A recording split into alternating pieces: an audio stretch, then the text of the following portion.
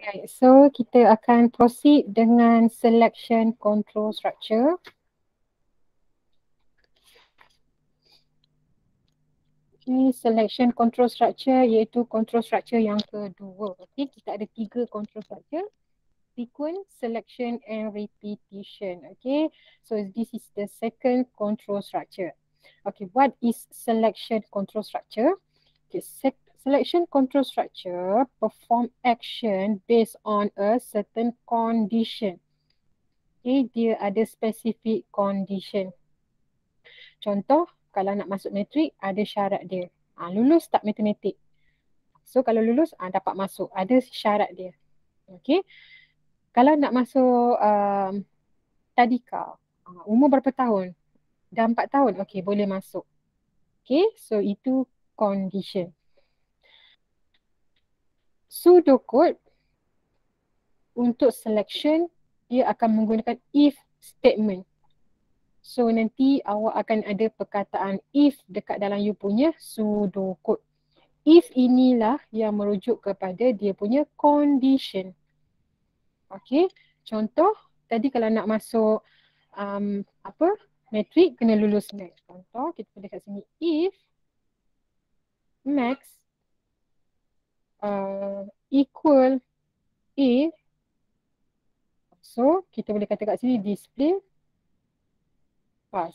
Contohlah. Okay, so ada condition. This is the condition. Okay, ini condition yang dalam bracket ni. And for flowchart, okay, selection will be represented using selection symbol. Okay, what is selection symbol? This is the selection symbol, the diamond shape. Okay, this is the selection symbol. So in the pseudocode, dia akan berada dalam bentuk if statement. Dalam flowchart, dia akan berada dalam bentuk diamond. And then automatically akan ada 2 arrow out. Okay, first arrow for true or yes no, and second arrow for false ataupun F. Nak tulis penuh false boleh, nak tulis F sahaja pun boleh. Nak buat yes no pun boleh. Okay. In selection control structure, we have 3 types.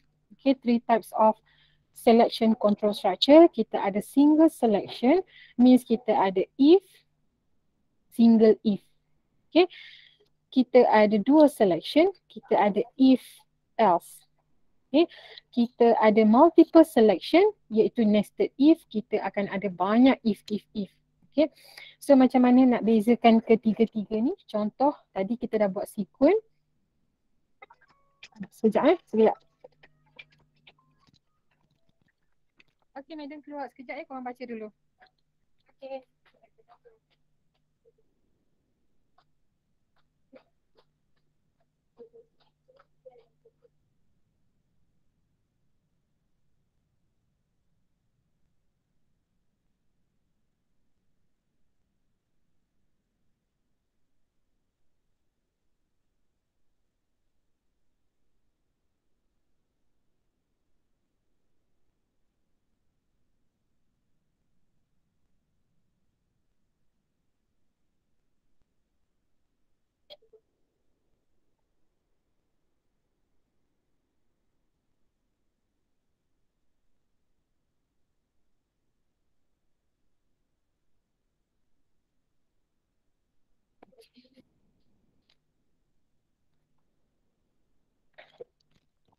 Okay, madam dah kembali. Kita teruskan. Boleh cuba dengar suara sikit. Ada tak?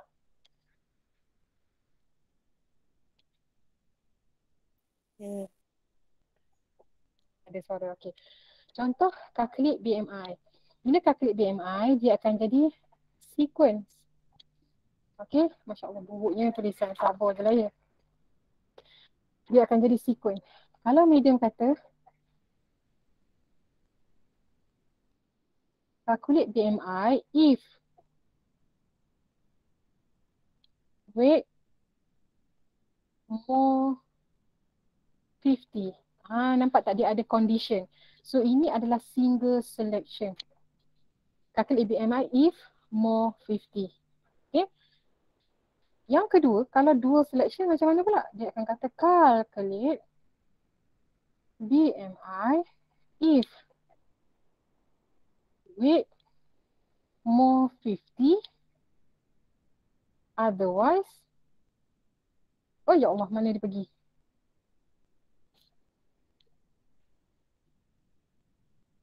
Okay. Okay. Otherwise, display you are ideal contohnya. Nampak tak perbezaan dia? So kalau yang ni single if, dia ada satu condition dan ada satu statement. Okay, kalau if else, dia ada if, okay, dan dia ada else. Okay, ada dua statement. Kalau multiple selection maksudnya dia akan ada more than two statement. Dia ada lebih daripada dua statement. Maybe ada 3, maybe 4, 5 dan infinity. Okay, itu multiple selection. Contoh,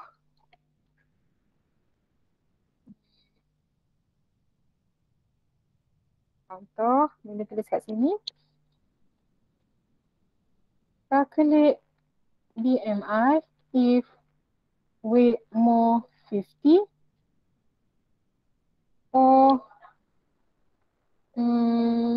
macam mana kita nak tulis? Calculate BMI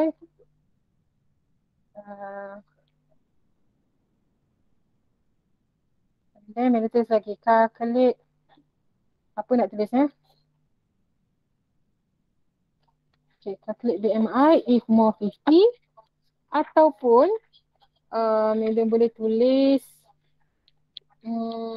apa yang nak cari idea ni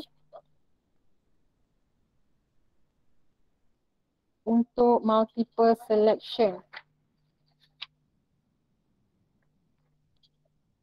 Ini calculate BMI if more 50 this more 50 lepas tu apa lagi ni nak tulis. Masya Allah, kenapa Medan terstuck pula ni.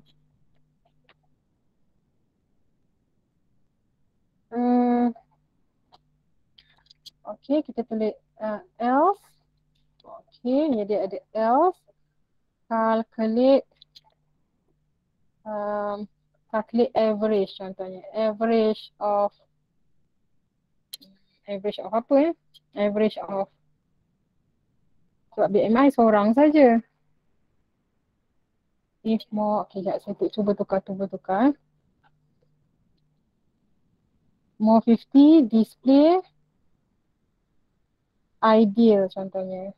Else, if weight more 70 display overweight contoh. Okay, lepas tu ada lagi else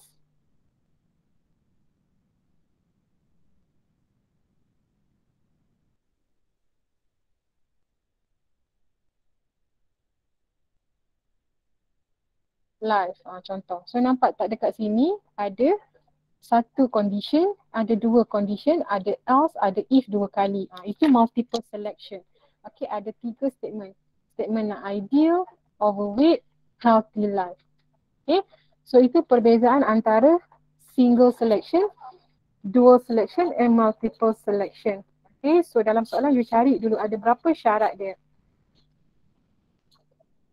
Next, kita pergi kepada single selection dulu pagi ni. Okay, single selection dia akan check condition. Okay, cara nak tulis condition untuk condition kita buat cara my eyes. Apa itu my eyes? Macam ni, kita ada mata, ada 2 mata. Ada satu hidung. Okay, ingat ni nak untuk buat condition. Okay, so apa kita nak tulis dekat dalam ni? Saya nak kecilkan pen sikit. Okay, dekat sini biasanya adalah input. Okay, kalau awak buat read mark, so maksudnya input kita adalah mark. Okey, ingat. Ini adalah input. Di sini pula adalah value. Value yang kita nak check. Contoh, macam saya sebut tadi, apa tak nak ambil BMI. Kita nak besar daripada 80, dia akan keluar A. So, inilah value yang kita nak check, 80. Okay, so di tengah-tengah ni adalah operator sama ada equal, less, more, less equal, more equal, not equal. Ini adalah operatornya, okay? Boleh tak? So, ingat simbol ni. Kalau nak buat condition, condition mesti tulis bentuk macam tu, okay? Bentuk macam ni. Boleh ada mata, ada hidung. Mata pertama ni apa? Ini adalah input. Apa input kita? Mungkin mark, mungkin BMI. Tak kisah ikut pada soalan. Okay, ini adalah value yang kita nak compare. Adakah mark besar daripada ke, kurang ke, dan kat sini adalah operator. Okay, boleh tak? Okay. Kita tengok pula soalan. Ini single selection ada single if. Okay, biasa dalam file ni dia akan keluar dual selection, tapi biasanya multiple selection yang dia akan tanya. Okay. Ini format pseudocode.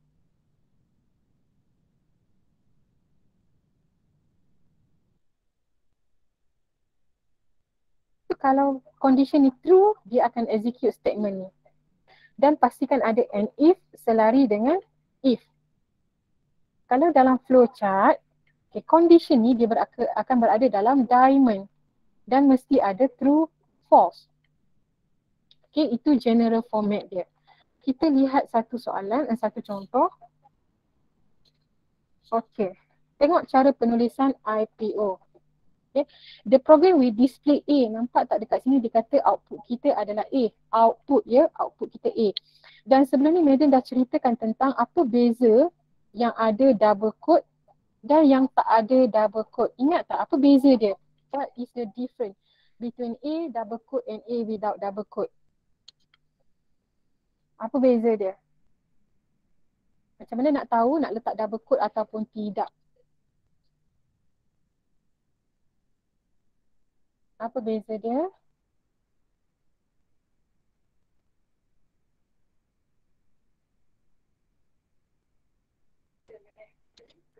Okey, contohlah saya tulis dekat atas ni A sama dengan 10.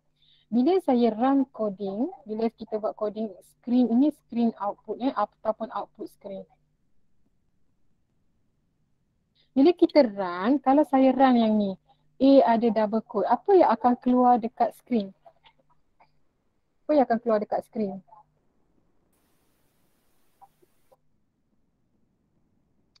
Apa yang akan keluar dekat screen?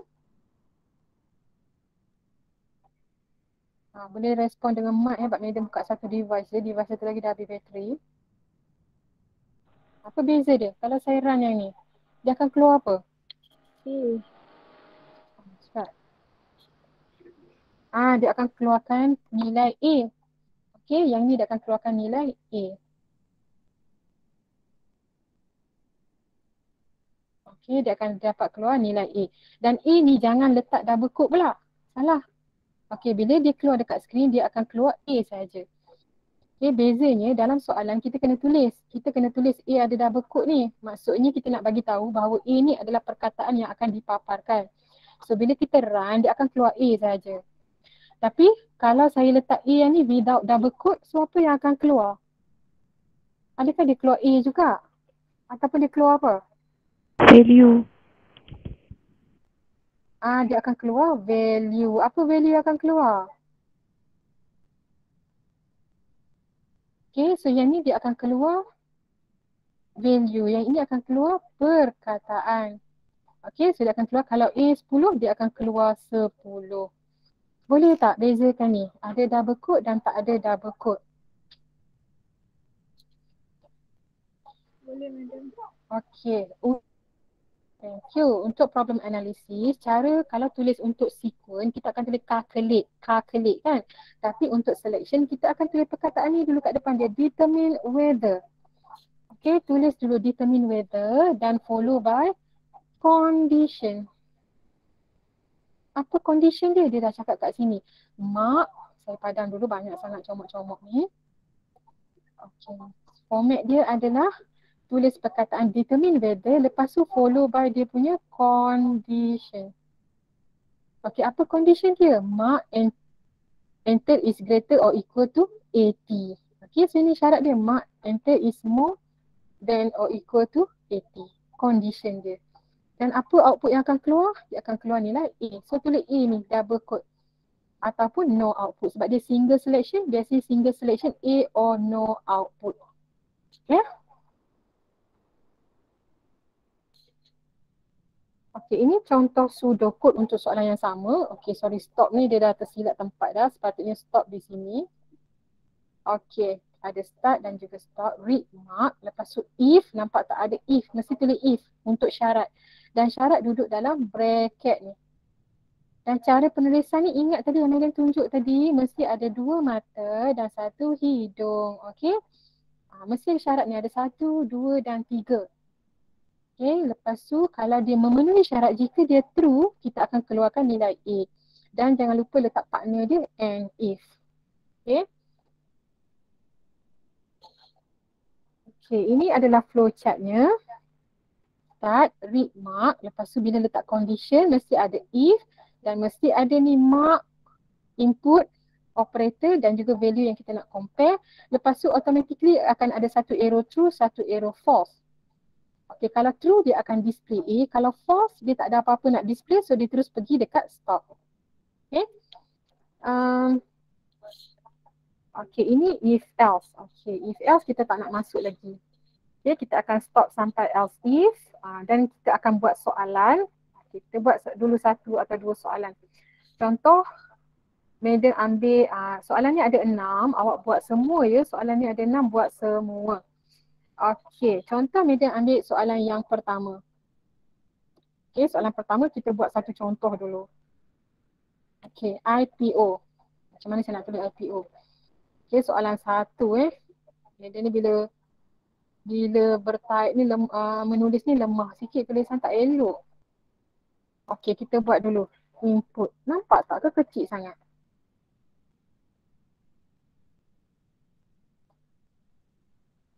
Okay, input. Apa input kita? Kita tak dapat nak tentukan. Okay, sebab kita tak buat daripada bawah. Buat dulu output. Kita nak cari apa ni? Output kita apa? Output kita yang mana? Ini output kita nak display. The module is taking computer science. Itu je kita nak keluarkan. So, ingat letak double quote ni sebab kita bukan nak keluarkan value, kita nak keluarkan perkataan. Okay, the student. Saya pergi ke sana sikit. Kita buat satu soalan ni, satu soalan lain korang cuba buat.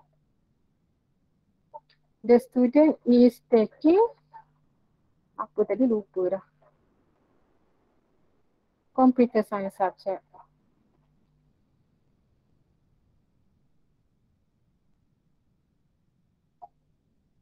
Okay, computer science subject. Okay, so jangan lupa tutup bracket ni. Okay, sorry saya silap. Okay, dan apa dia? No output. No output ni hanya untuk single selection sahaja. Okay, no output. No output ni tak perlu letak double quote. Okay, proses. Tulis dulu perkataan determine whether. Alamak, eja whether pun tak betul. Determine whether. Whether apa dia punya condition. Determine whether follow by condition. Apa condition dia? Module 2. Okay, module 2. Kita nak check adakah module is equal to 2. Okay. Okay. Ini condition. Determine whether, lepas tu follow by condition. Apa dia punya condition? Dia nak check module ni equal to 2 or not. Okay. So, apa input kita? Input kita adalah module. Kenapa module? Sebab yang kita nak check, yang kita nak tanya itu adalah module. Adakah module ni, adakah awak module 2? Kalau module 2, taking computer science. Okay. Boleh tak sampai sini untuk problem analysis?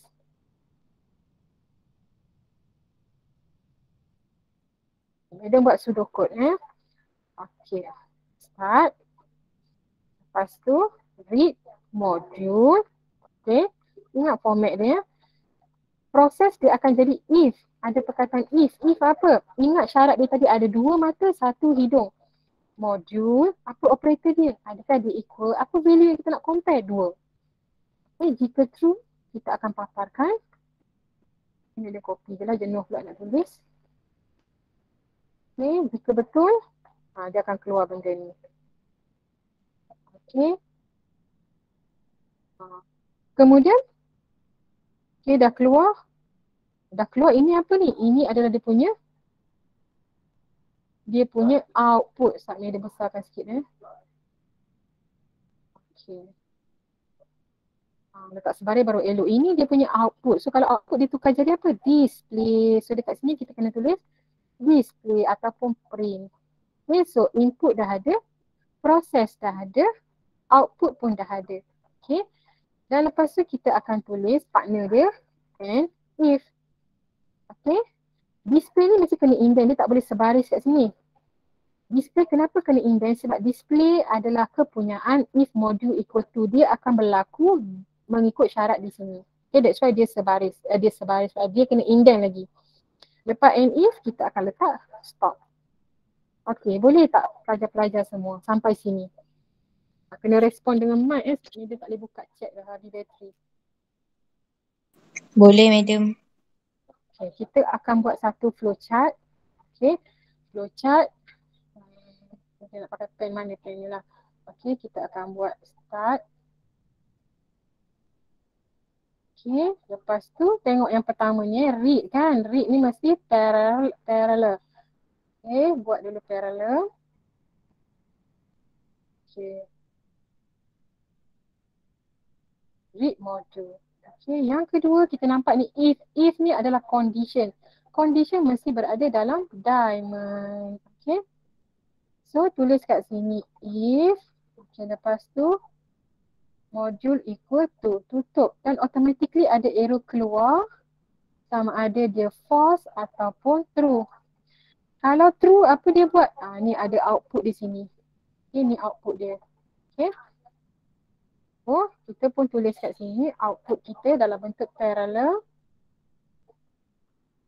Okay. Display.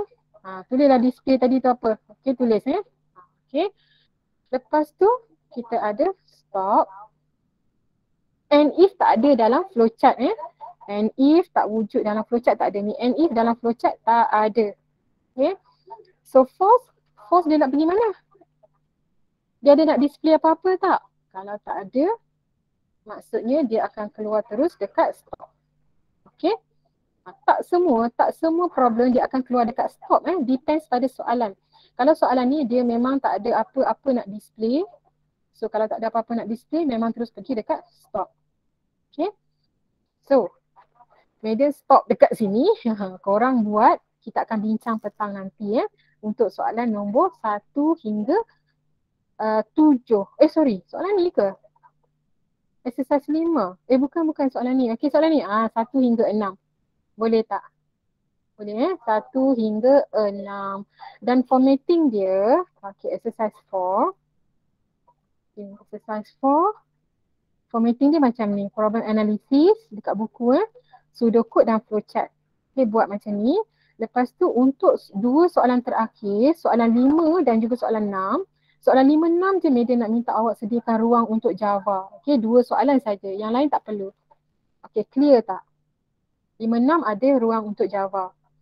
Boleh ke? Faham? Faham, boleh. Okay, baik. So, Madam akan stop kelas di sini.